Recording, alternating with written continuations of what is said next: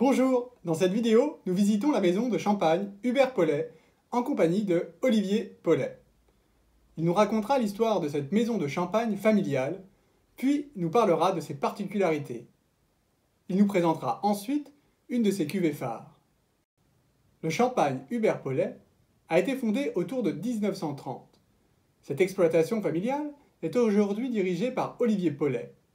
Cette maison est située à Rilly-la-Montagne, avec un terroir de 8 hectares, dont 94% classé premier cru. Bonjour, Olivier Paulet, Champagne Hubert Paulet. J'ai repris une exploitation familiale il y a maintenant 22 ans. C'est une exploitation qui me vient de mes arrière-grands-parents. On a nos origines et nos racines, racines de vigne et racines familiales donc sur le terroir de Rilly depuis pas mal de générations, mais le métier a vraiment commencé donc sous l'impulsion de mon grand-père, mon arrière-grand-père Edmond, pardon.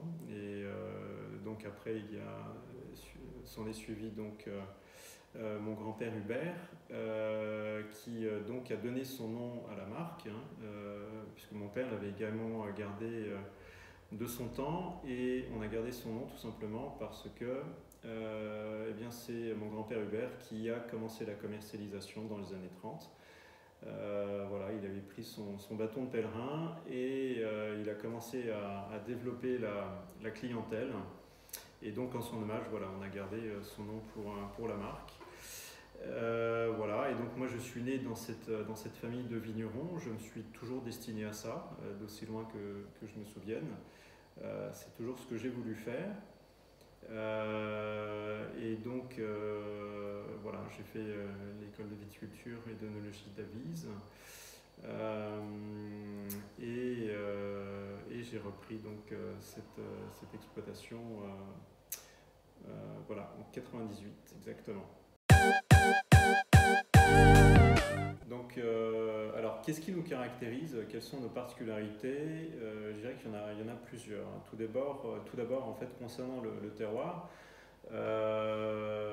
notre particularité, en tout cas, c'était vrai il y a encore un an, c'est que tout notre vignoble était entièrement situé sur la commune de Rilly. Donc tous nos champagnes dans notre gamme actuelle, sont encore monocrus, représentatifs du seul cru de Rilly. Donc ça, c'est quand même une particularité que l'on met en avant. C'est quand même une spécificité parce que en Champagne, c'est pas courant d'avoir la totalité d'une gamme qui est représentative entièrement d'un seul et même terroir, d'une seule commune.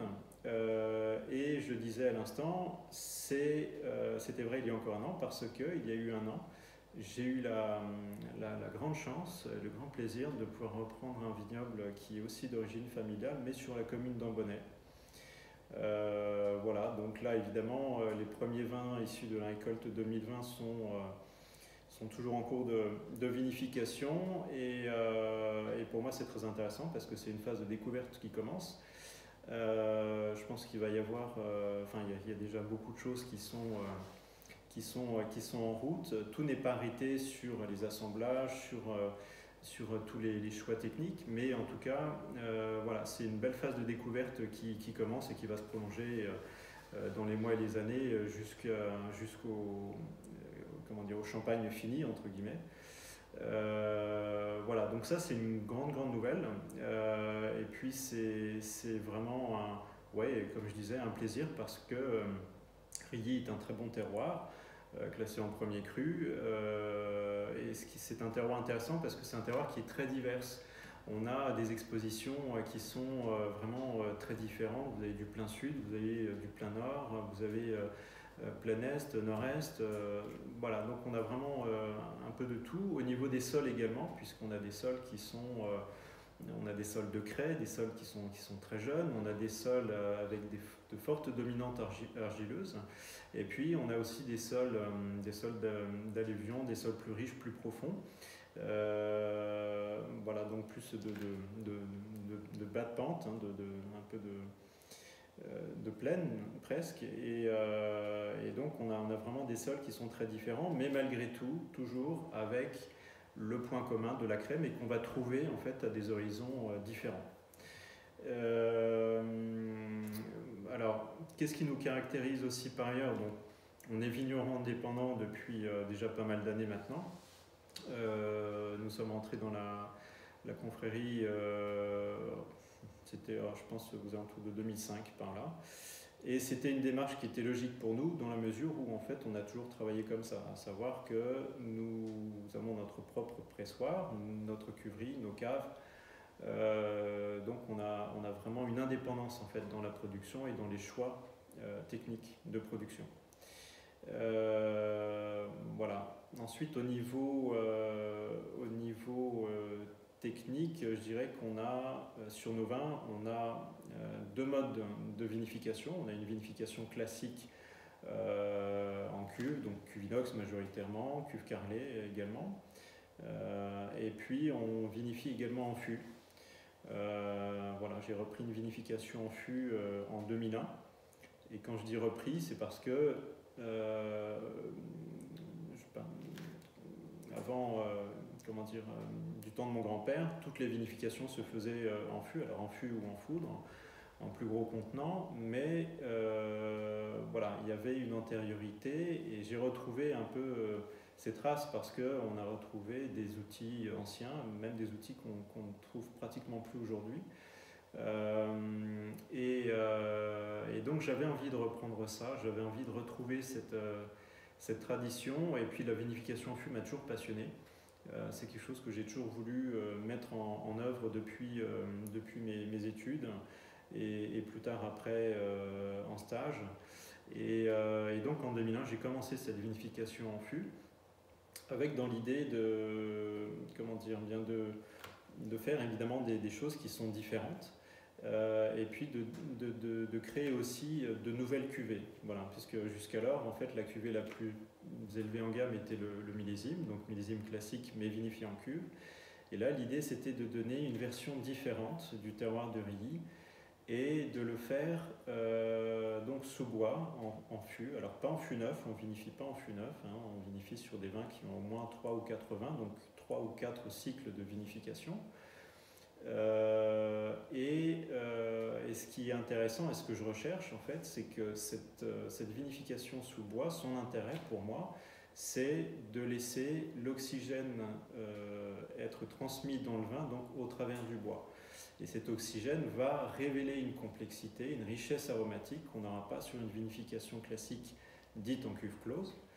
Et ça donne des vins qui sont très différents, qui sont très complémentaires. Et c'est vraiment ça que je recherchais. Et puis le fût, voilà, c'est vraiment c'est une passion. Chaque fût est différent. Le bois est un matériau vivant, donc ça rend les choses aussi plus complexes. Il y a plus de travail forcément. Mais au final, on a aussi une très grande satisfaction parce que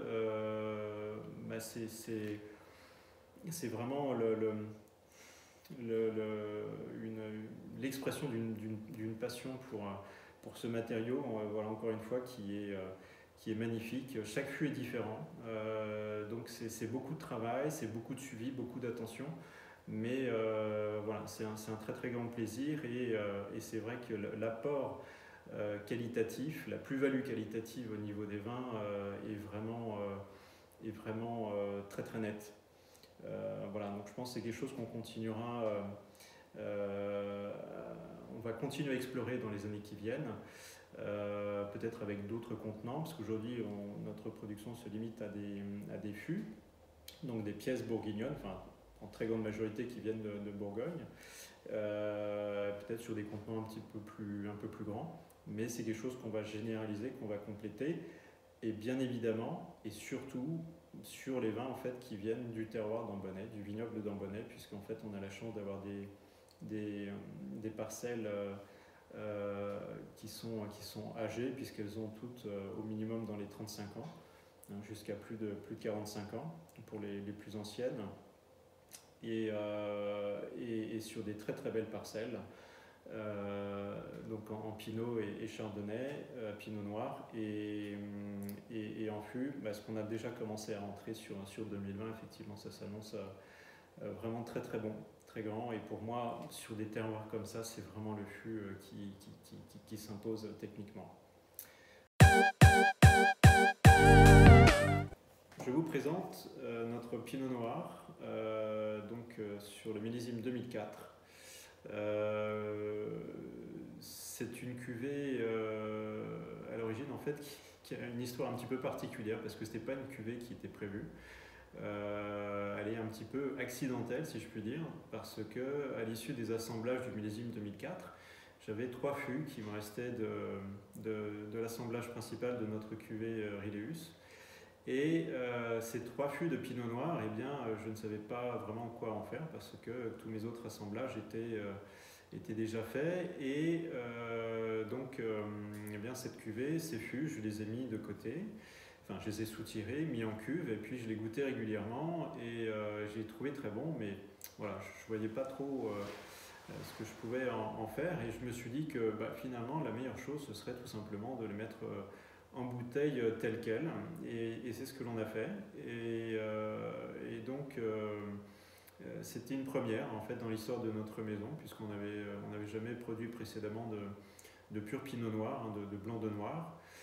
Et donc c'est un vin qui est issu de 2 parcelles de notre terroir de Rilly, une parcelle d'âge moyen et puis une parcelle plus âgée qui sont proches l'une de l'autre, à environ 200 mètres.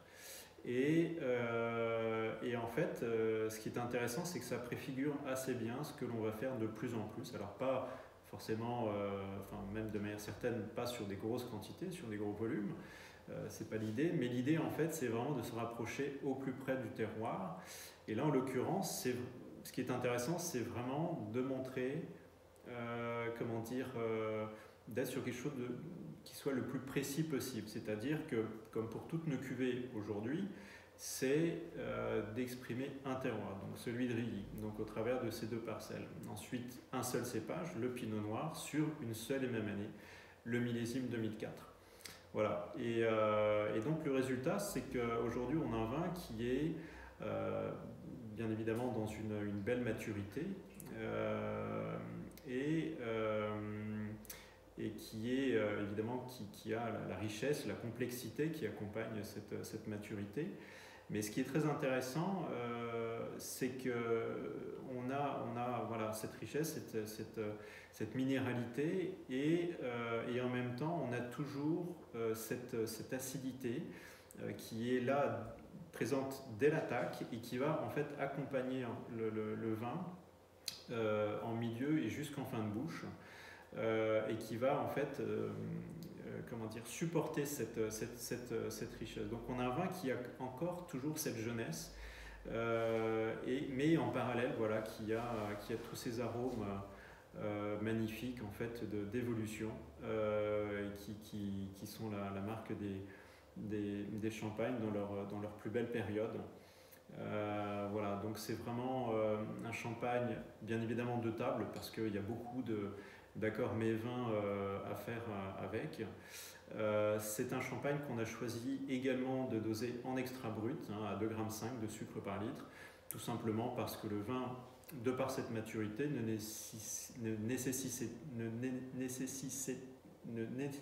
nécessitait pas, davantage de sucre. Et en fait, on aurait même pu ne pas le doser du tout. Je pense que ça n'aurait pas été un problème. Bon, voilà, j'ai choisi vraiment de lui mettre le minimum. Voilà, et donc c'est vraiment un champagne très typé, assez particulier. Voilà, et encore une fois, associé avec